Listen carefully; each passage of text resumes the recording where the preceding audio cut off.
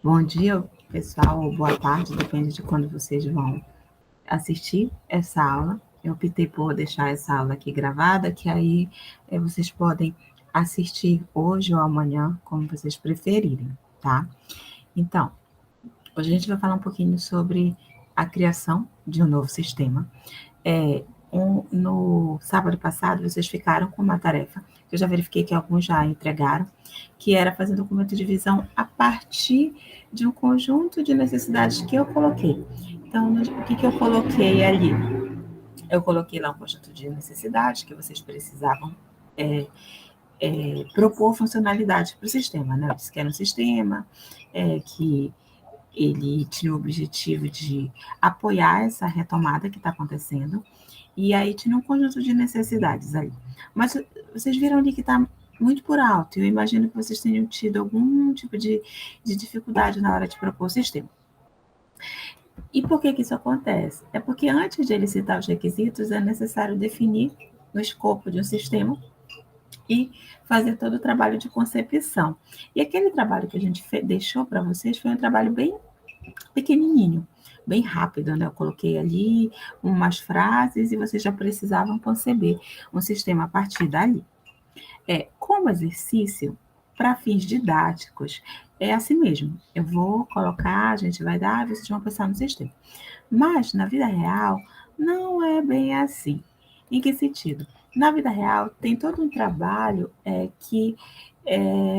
de conceber um novo sistema, e esse trabalho ou vai ser feito vocês junto com o cliente ou vocês junto com uma equipe. Por isso que eu disse para vocês que, às vezes, esse trabalho de concepção é mais facilitado quando tem pelo menos uma pessoa, porque é um trabalho inicial onde a gente vai ver o problema e vai começar a conceber o sistema. Então, por exemplo, aqui, um problema é a desorganização na solicitação de chamadas para atendimento ao usuário. E aí afeta todos os funcionários e clientes da empresa. E qual é o impacto? É a falta de controle do atendimento dos chamados e insatisfação dos usuários. Uma boa solução seria desenvolver uma solução de software que registra e ajuda a controlar as chamadas técnicas feitas por clientes da empresa. Então, quando a gente vai conceber um novo sistema, a gente precisa primeiro saber o problema, saber quem são as pessoas afetadas, saber qual é o impacto de acontecer esse problema, e a gente começa a pensar na solução. Na tarefa que ficou para vocês, eu coloquei para vocês qual era o problema, né? O problema é a retomada presencial, a partir do momento que a situação da pandemia já começa a melhorar, só que não pode voltar como era antes, precisa voltar com um conjunto de cuidados. E aí a gente colocou lá, né? Controlar as pessoas que acessam o espaço, notificar o usuário caso tenha alguma ocorrência. E aí, esse era o problema. E quem que ela afeta? Todos nós, né? Toda a sociedade. E qual é o impacto? O impacto é que, se não tiver um sistema como esse, é difícil fazer esse controle manualmente. E aí, uma boa solução seria, aí é o que vocês apontaram como funcionalidades lá no documento de visão. Então, quando a gente começa um novo sistema, a gente precisa justificar a existência dele. Né? Então, aqui no exemplo, a gente justifica que a falta de controle do atendimento de chamadas ocasiona diversos problemas, não é possível gerar relatório, então, por isso é necessário o sistema. Então, toda vez que a gente vai conceber um sistema, a gente precisa justificar a existência dele. Ele existe por algum motivo, né? Tem algum motivo daquele sistema estar sendo proposto. Depois, a gente precisa definir claramente o objetivo e escopo do projeto, ou seja, a gente vai dizer o que a gente vai fazer, quais são as funcionalidades que o sistema vai ter. Então, no exemplo aqui, ele vai desenvolver um sistema automatizado de controle de chamados para os serviços prestados na empresa, desde o desenvolvimento de um software até serviços de estrutura. Tal sistema deve gerar documentação em forma de relatórios para permitir a tomada de decisão mais eficiente sobre os andamentos dos serviços prestados. Da mesma forma, vocês devem ter visto lá no documento de visão que tinha lá logo no início uma descrição breve do sistema. É isso, é quando a gente vai e descreve para que serve esse sistema, por que a gente está fazendo, quais são as funcionalidades desse projeto. Por quê? Porque é importante também a gente dizer para o cliente o que o sistema não vai ter. Então, todas as funcionalidades que a gente coloca lá no documento de visão, tudo aquilo vai ter. E a gente precisa dizer para ele também, nem que seja uma frase no final, dizendo que o sistema não vai ter. Por exemplo, aqui ele diz: o sistema não fará autenticação de usuários, pois existe um outro sistema com essa finalidade. Quando a gente vê alguma coisa que a gente quer garantir que a gente não vai ser cobrado depois e que a gente quer dizer para o cliente que aquilo não vai ser feito, a gente pode incluir isso também na descrição do projeto. Olha, esse sistema aqui não vai ter controle de acesso por QR Code, por exemplo. Porque senão o usuário ele pode achar que vai ter, apesar de não estar elencado ali naquelas funcionalidades. Além disso, existem atores no processo de requisitos. E o que são esses atores? Vocês também devem ter visto lá no documento de visão que tinha ali, atores, um quadro, né? É qualquer pessoa que ele é uma parte interessada naquele sistema, que ele vai usar aquele sistema. Então, no geral, são os usuários, são os clientes, são os desenvolvedores que eles também vão utilizar. Então, todas as pessoas que elas estão envolvidas e que serão impactadas com aquele sistema. Por exemplo, se aquele sistema que vocês estão propondo lá, que vocês colocaram no documento de visão, que é um sistema de controle de acesso de pessoas, com o objetivo de controlar, ajudar a controlar a pandemia, para que não haja surtos nos locais. Se esse sistema ele fosse ser implantado na UFOPA, quem seriam os atores, né? Quem seriam as partes interessadas? No mínimo, seriam os professores, seriam os alunos, seria ali a guarita, né? Que seriam pessoas que utilizariam aquele sistema. E aí, quando a gente vai criar um novo sistema, que a gente precisa saber as funcionalidades que o sistema tem que ter, uma das primeiras coisas que o analista de requisitos precisa fazer é identificar essas partes interessadas. Quem é que vai ser impactado com o sistema? E aí, quando a gente identificar uma, no geral, ela vai nos dizendo outras também. Por exemplo, eu vou criar um sistema para uma lanchonete. Eu já sei, eu tenho que falar com o atendente, eu tenho que falar com o gerente. Só que aí o atendente vai dizer para vocês na conversa: olha, não sou só eu. Também tem a pessoa que trabalha lá no controle de estoque, que talvez ela precise interagir com esse sistema. Também tem a pessoa que ela não é funcionária, mas ela é chamada quando algum de nós falta. Algum de nós não estamos presentes naquele dia, né? Ela é horista. Então, talvez seja interessante você conversar com ela. Então, a gente precisa identificar quem são as partes interessadas que vão usar aquele sistema também. Tudo isso para quê? Porque a gente precisa, no início de requisitos, saber o que o sistema vai ter que fazer. Né? A gente precisa entender o problema. E aí a gente precisa saber, ter pessoas que nos expliquem o que é aquele problema que a gente quer resolver. E aí, no geral, como é que a gente vai saber quem são essas fontes de informações? Bom, primeiro são os usuários, os clientes, né, quem vai usar aquele sistema. Por vezes tem documentos que explicam o funcionamento de um local, livros que vão nos dizer como é que vão nos apoiar, outros sistemas parecidos. E aí, quais são os critérios que a gente vai utilizar para saber quem são as nossas fontes de informação? Bom, no geral, a gente precisa que essas pessoas tenham experiência, tenham conhecimento do domínio, tenham representatividade, tenham algum tipo de função. E aí, quando eu vou começar a tentar obter essas fontes de informação, eu tenho que fazer algumas perguntas para mim mesmo, né? Quem vai ser o cliente desse sistema? Quem é o dono do sistema? Existe alguma solução disponível? Já existe algo parecido? Quais são os livros relacionados a essa aplicação? Existe a possibilidade de reutilizar algum software? Quais são os documentos mais referenciados pelo stakeholder? Por exemplo, eu vou informatizar um, um hotel. Um hotel aqui de Santarém me contrata para que eu desenvolva um novo sistema para ele. Além de conversar com o dono do hotel, né, para saber quais são as funcionalidades que esse hotel tem que ter, eu posso olhar para outros sistemas de hotéis que já existem também, né, que vai me ajudar a propor funcionalidades. Não para copiar, mas para me inspirar. Se existirem livros, por exemplo, que digam como é o funcionamento de um hotel, ou apostila, ou algo parecido, também posso consultar, para que eu consiga propor funcionalidades que atendam melhor as necessidades do meu cliente. E aí, eu vou começar a coletar informações, sendo lendo documentos, fazendo observação, fazendo entrevista, fazendo reuniões, fazendo questionário, olhando uma participação ativa dos atores, ou seja, conversando com as pessoas que irão interagir com o sistema, consultando uma base de requisitos não funcionais. Isso aqui a gente vai estudar nas próximas aulas o que são requisitos não funcionais e vocês vão entender por que é importante a gente consultar. A gente já viu na aula passada que os requisitos não funcionais são tudo aquilo que não é relacionado à funcionalidade, não, na maioria relacionados a restrições. Por exemplo, a performance de um sistema, a confiabilidade dele. E aí, para que eu consiga propor, é interessante olhar requisitos não funcionais de sistemas parecidos para que eu proponha algo que seja razoável. E a primeira coisa que um bom analista de requisitos tem que fazer é se perguntar por quê. Então, na aula passada, eu acho que eu cheguei a usar uma frase com vocês, que eu disse que até que não era uma frase assim tão.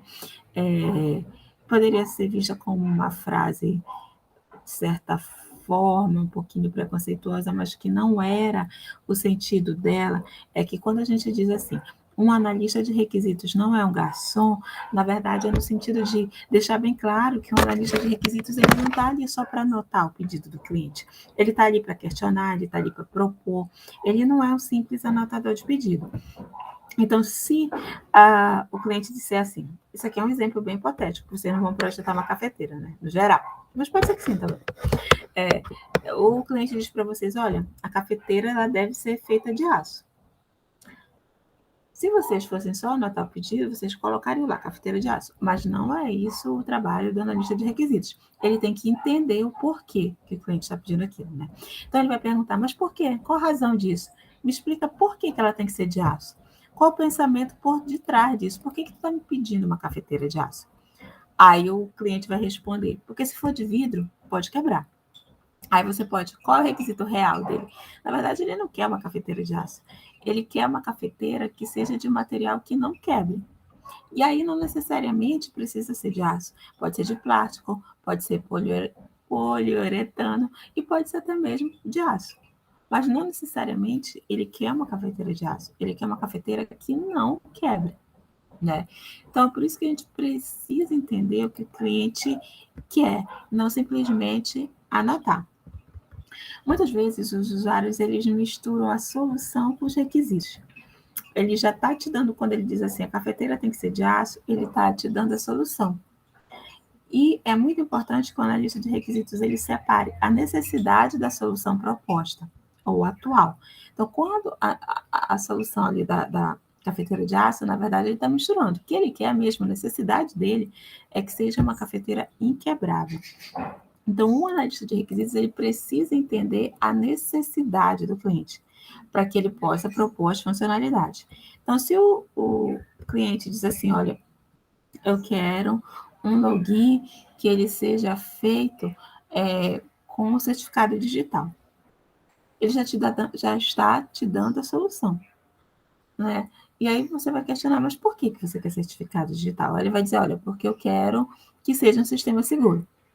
Veja, ele não quer um login com certificado digital, ele quer um login seguro. Então, se você, por exemplo, propor uma solução que seja somente usuário e senha, mas que essa senha ela é criptografada, que você consegue garantir a segurança dessa senha que o usuário criou, não necessariamente você precisa fazer a autenticação por certificado digital. Você pode fazer a autenticação por usuário e senha, desde que ela seja segura, que de fato é a necessidade do cliente.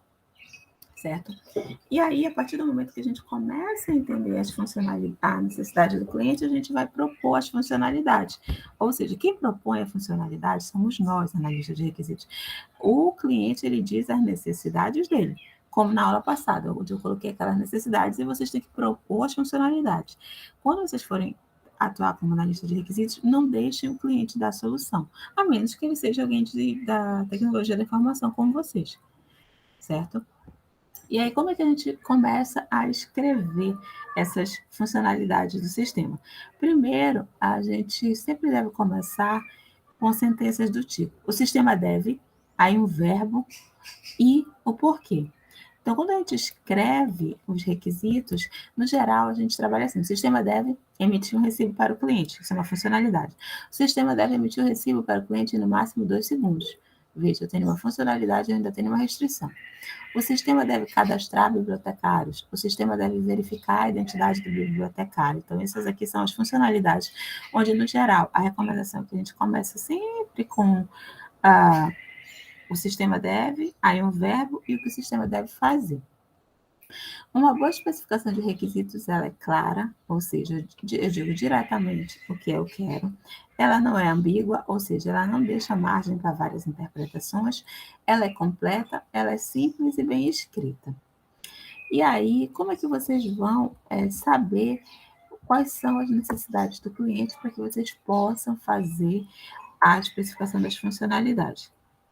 Como eu falei, acho que no slide há pouco, entrevista, questionário, brainstorm, leitura de documentos, observação, reuso de requisitos e prototipação. Prototipação é o que a gente vai focar na aula de hoje daqui a pouquinho, porque vai ser essa técnica de licitação que a gente vai utilizar para continuar e dar andamento no sistema que vocês já fizeram uma primeira versão inicial do documento de visão.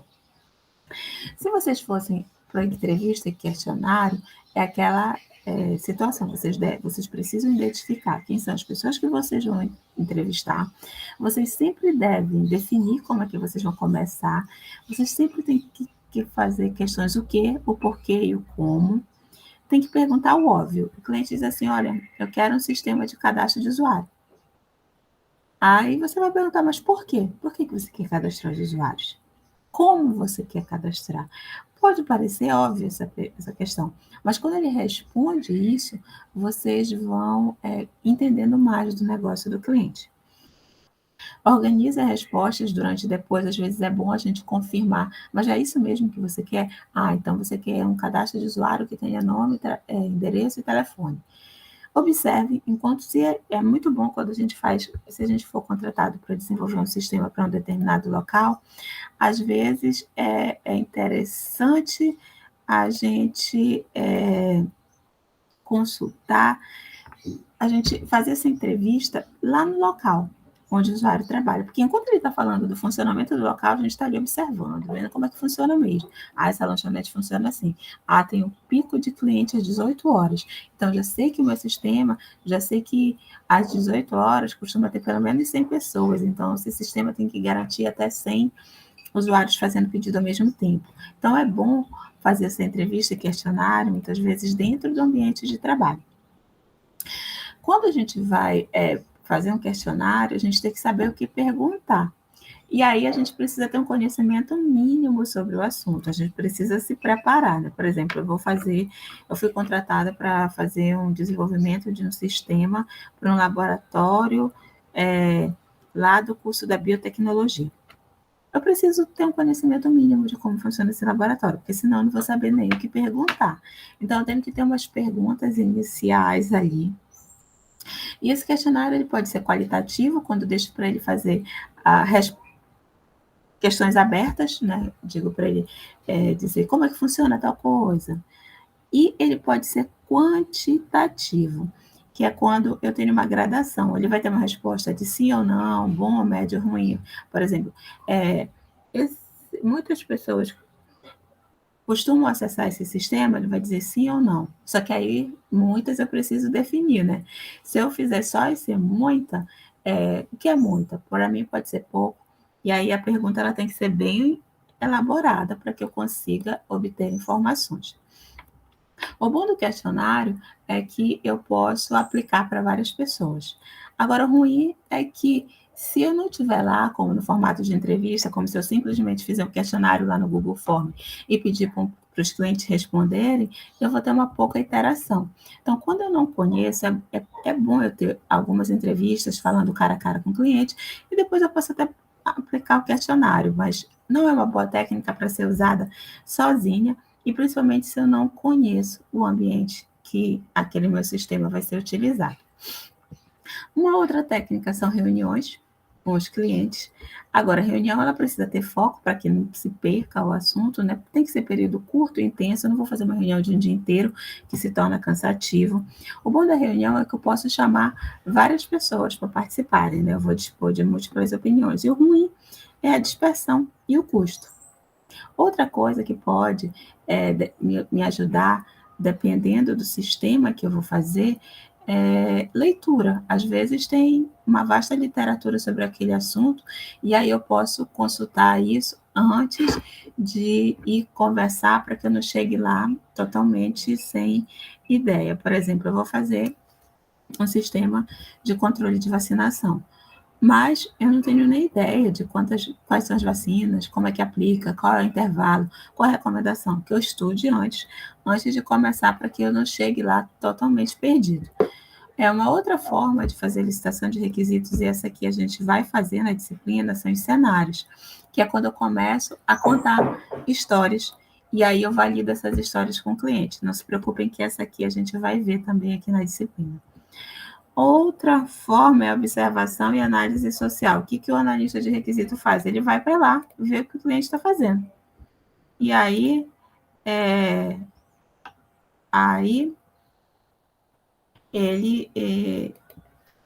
ele vai lá e vê o que o cliente está fazendo e entende, né? Por exemplo, eu vou fazer um sistema para informatizar um laboratório. Não sei como é que funciona o laboratório.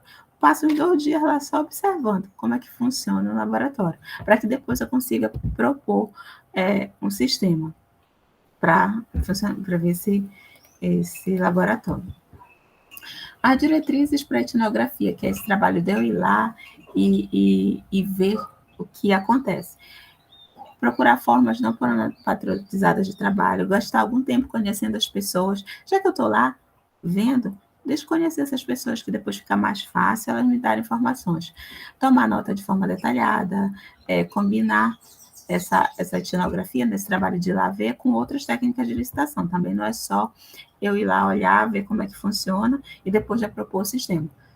Vou ver, mas eu também vou aplicar o questionário, eu também vou fazer entrevista, no geral eu tenho que combinar.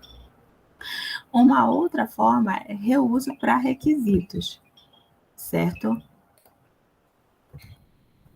Que é o quê? Eu vou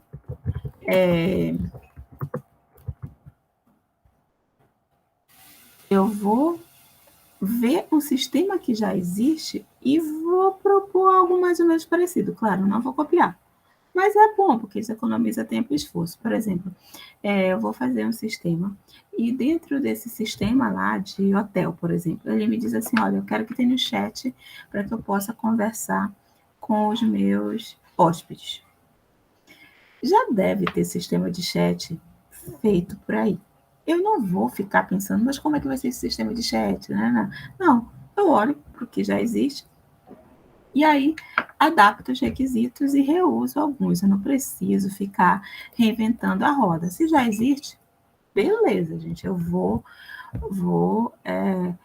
verificar, me inspirar, não copiar, vou me inspirar naqueles requisitos, e a partir disso eu vou propor novos requisitos. Por exemplo, se você dissesse assim: olha, você vai precisar criar um sistema de conversação. Aí, já tem tantos. A gente já tem o WhatsApp, a gente já tem o Google Talk, o Telegram. Eu vou olhar para um sistema que já existe, né? Eu não vou criar. Aí, é isso que eu vou fazer, me inspirar no que já existe. Então, eu vou reusar requisitos. Mas vocês viram que tem uma série de técnicas para fazer licitação de requisitos, desde questionário, imersão. Então, o que a gente vai escolher para praticar? O que eu trouxe para a gente praticar? Como a gente está com essas questões ainda do remoto, de limitação, a gente vai praticar utilizando prototipação. Se nós tivéssemos presencial, eu costumo utilizar a técnica da entrevista. Eu peço para os alunos saírem da sala e irem na UFOPA, observarem alguma necessidade de sistema e conversarem. Nisso já saíram ideias de sistemas para informatizar a guarita, de sistema para informatizar a lanchonete, de sistema para controle de vagas ali da garagem, dos carros. E aí os alunos vão e entrevistam, né? Se eles querem um sistema para guarita, eles vão lá e entrevistam o guarda. O sistema para lanchonete, eles vão lá e entrevistam a moça da lanchonete. Mas como a gente não está nessa situação, então a gente vai utilizar a técnica que a gente pode utilizar no remoto. Qual é a técnica? É a técnica da prototipação na licitação de requisitos, que consiste basicamente em prototipar um sistema. Mas o que é esse prototipar? É a gente criar telas baseadas no documento de requisitos provisório. E aí, a gente reformula os documentos de requisitos a partir dessas telas que a gente mostra para o usuário. Por exemplo, vocês têm o documento de requisitos provisório? Tem, vocês têm aquele documento de visão que vocês construíram, certo? E aí, o que vocês vão fazer? Vocês vão passar a propor telas para aquelas funcionalidades.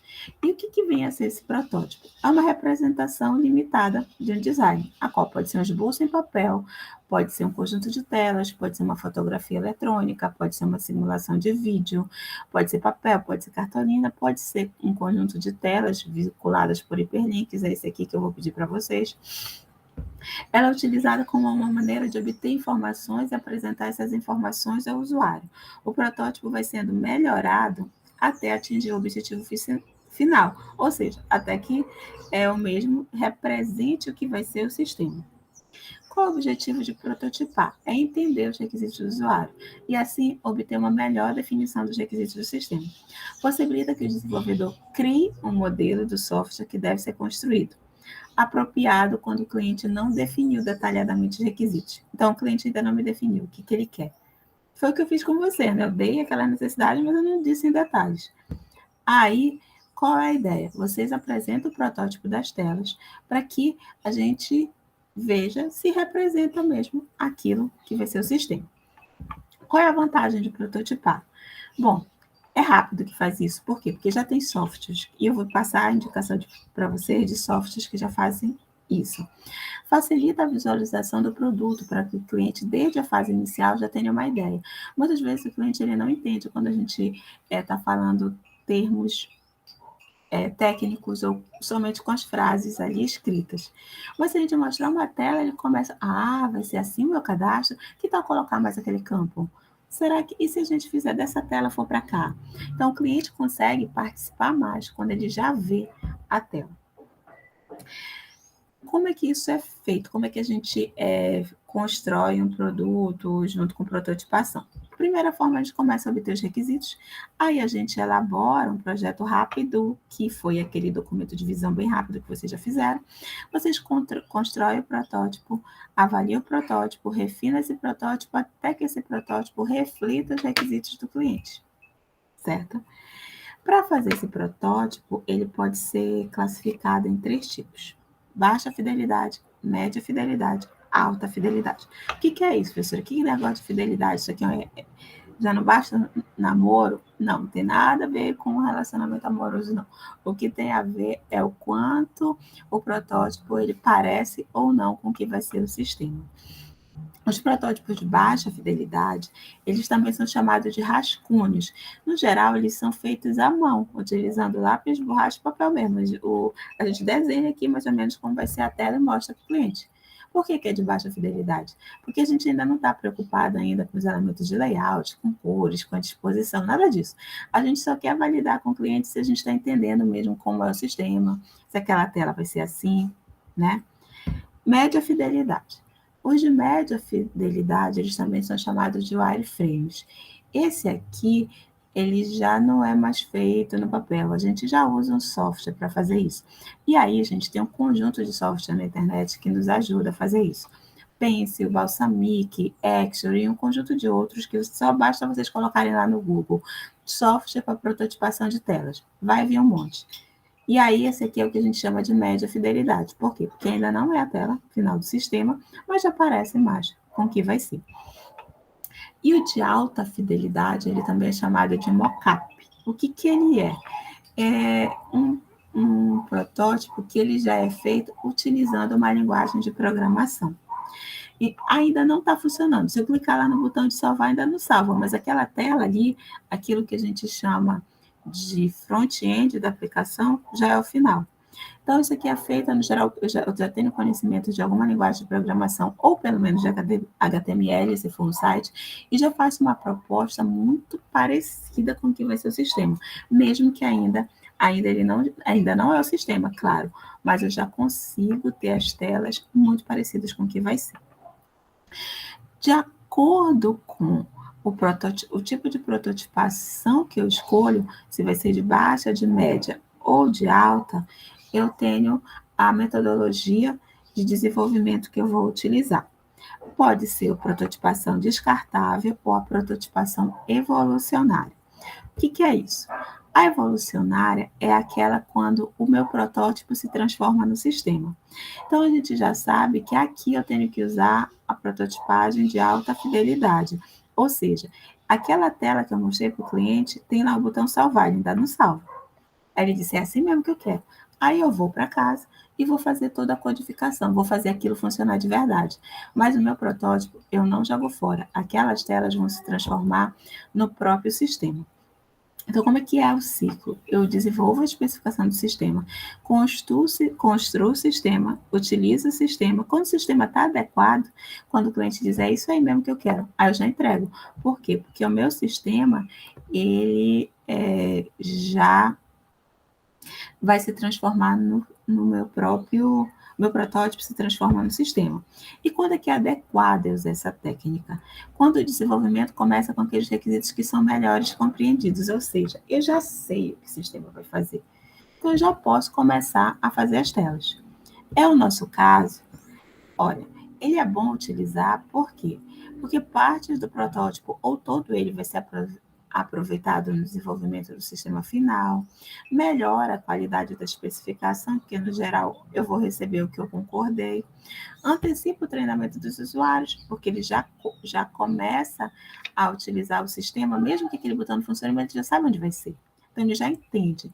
Só que tem alguns pontos negativos na prototipagem evolucionária, que é o custo, na maioria dos casos, é considerado muito alto. Por quê? Porque eu já tenho que começar a fazer um desenvolvimento logo no início. Às vezes, o cliente ele confunde o protótipo com a versão do sistema. Ele vê aquela tela bonitinha ali, já com todos os botões, ele já acha que o sistema está pronto. Ele não leva em consideração que eu ainda tenho que fazer toda a codificação para funcionar de verdade. E atraso no desenvolvimento, porque muitas vezes o cliente já vê aquela tela, ele já começa a querer mudar, já começa a querer... E aí, isso faz com que demore a entregar o sistema no final. A outra forma é a prototipagem descartável. Como o próprio nome já diz, ele é descartável, ou seja, ele não vai se transformar no sistema final. Ele tem um objetivo, que é fazer com que aqueles requisitos ainda que não estão bem compreendidos se tornem mais compreendidos. O objetivo dele é reduzir os riscos com os requisitos. Ele é desenvolvido de uma especificação inicial, entregue para avaliação e então descartado. Ou seja, eu ainda não sei direito como é que vai funcionar. Eu quero propor para o cliente, ele vai me dizer, eu vou evoluir aquilo, ele vai dizer ok, e aí eu vou para casa, e sim eu vou começar a fazer o sistema. E aquele protótipo, ele vai ser descartado no sentido de que ele não vai se transformar no sistema. Então, o que acontece? Quando eu valido o sistema final, aí que eu vou começar a desenvolver. Então, quando eu avalio o protótipo, aí ele diz ok, aí que eu começo a desenvolver o meu sistema. Então, eu não é diferente do prototipagem evolucionária quando aquelas telas vão começar a funcionar. E aí, qual é a nossa conclusão? Tem várias metodologias de iniciar o desenvolvimento de sistema. A gente vai escolher aquela que melhor se adequa à nossa realidade. Mas o objetivo é fazer com que o cliente entenda o que o sistema vai fazer e que o usuário ele consiga nos apoiar nesse processo de especificar os requisitos. Tenho duas formas principais. Uma, faço protótipos que serão descartados e uso uma ferramenta que já existe na internet para propor as telas. Outra, já sei programar, já sei como vai ser o sistema, já faço as telas prontas. Isso eu vou escolher de acordo com a minha realidade. Na nossa, o que acontece? Eu passei aquela necessidade, vocês propuseram as funcionalidades no documento de visão, mas vocês sabem que aquilo ali está muito alto nível ainda. Vocês não sabem se aquilo ali está correto, efetivamente. Então, a gente vai fazer o que a gente chama de protótipo de baixa fidelidade. Desculpa, de média fidelidade, porque vocês não vão desenhar no papel, a menos que tenha alguma necessidade, está sem computador, e aí resolve fazer os desenhos no papel. Mas se vocês tiverem possibilidade de fazer utilizando um software, eu peço que vocês façam utilizando um software. E aí vocês vão propor as telas para aquele sistema lá do documento de visão. E na próxima aula vocês vão apresentar essas telas. Professora, como é que a gente vai apresentar essas telas? Duas formas. Ou vocês gravam num vídeo e mandam para mim, ou na hora da aula aqui vocês se tornam apresentador e me mostram as telas que foram produzidas. E aí eu vou ser cliente, vou dizer, olha, ok, olha, que tal se tiver mais alguma coisa assim? Pode ser? Então, assim que vai ser o exercício da próxima aula. Vocês vão utilizar uma dessas ferramentas aqui, vou escolher qual a melhor. Tenho aqui algumas indicações, mas eu tenho certeza que vocês podem encontrar ou irão encontrar outras também. E se vocês conhecerem outras, podem adotar também. Não fiquem restritos, não. Isso aqui só é sugestão de ferramentas minhas mesmo para utilizar, ferramentas que eu já utilizei, tá? E aí, gente, eu vou mostrar aqui para vocês uma delas que é um Balsamiq. Qual é a ideia, gente? Vocês vão ter aqui, pedir aqui, vocês vão fazer a proposta de como vai ser a tela de vocês. Salvar. Ou aqui, vocês podem criar campos do tipo checklist. E aqui vocês vão fazer a proposta da tela de vocês, das telas de vocês. Por exemplo, vocês vão ter lá um cadastro de usuário. Aí vocês vão colocar aqui a possibilidade do cadastro de usuário e os campos que vocês acham que tem que ter no cadastro de usuário. Aí vocês têm a ferramenta lá de registrar acesso à sala. Então, vocês já sabem que tem que ter um cadastro de sala, tem que ter um cadastro de acesso, e vocês vão fazer a proposta dessas telas. E podem utilizar o Balsamiq para criar a proposta dessas telas, ou qualquer outro software. Ou, se vocês não quiserem, vocês podem fazer também o de baixa fidelidade. Tenho habilidade de desenho aqui, vou fazer os protótipos de baixa fidelidade, vou desenhar minha proposta de telas. Pode ser também, certo? Então, a gravação dessa aula já está disponível lá no Classroom. O PowerPoint também. E a tarefa para vocês também já está cadastrada lá. O que eu quero que vocês façam? O que eu quero que vocês façam para a próxima aula? O protótipo das telas, e no dia 23, ou vocês vão ter enviado um vídeo com essas telas, ou vocês vão apresentar na hora a proposta de telas. E eu vou dar uns pitacos aí nesses protótipos que vocês fizeram. Beleza?